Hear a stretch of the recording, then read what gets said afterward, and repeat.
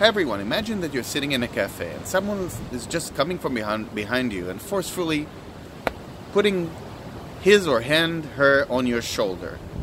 And you're not looking back.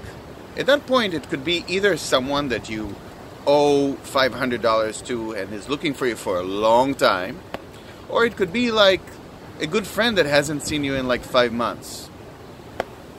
In one case, it's a hit, an angry hit. In the other case, it's a tap, a friendly tap. In any rate, until you actually look back and see what it is, you don't really know how to interpret that action. It's the same action. It's the same energy, which is expansion of energy on your on your shoulder.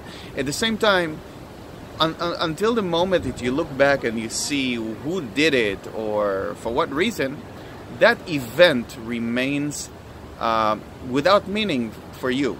And you could argue without meaning at all, because us humanity, our life is actually made out of meaning. Home, mother, father. Otherwise, it's just it's just objects that have no meanings. So, in a sense here, our future of looking and interpreting and seeing who that is actually affects the meaning of the past. We could argue that future affects the past, much like quantum physics, that when there is a particular experiment, when we look at an electron, measure it in one way, or a photon, and measure it in one way or the other, there's a retrocausality in which the particle is actually said to have traveled in this side of the sun or the other side of the sun according to how we observe it. So back to our example. So is there really a past? Is there really a past, or is only us with our consciousness when we're looking at it?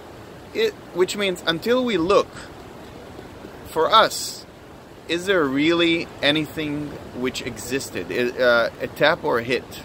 Or only us when we look at it, we realize what it is?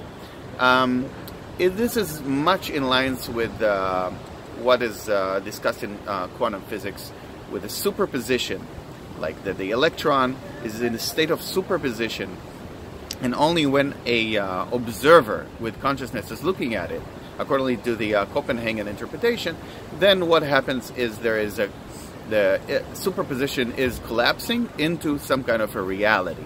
So this is just a nice example, the tap or the hit, that I thought of to somehow exemplify the idea of how future could perhaps affect the past. Thank you very much for listening.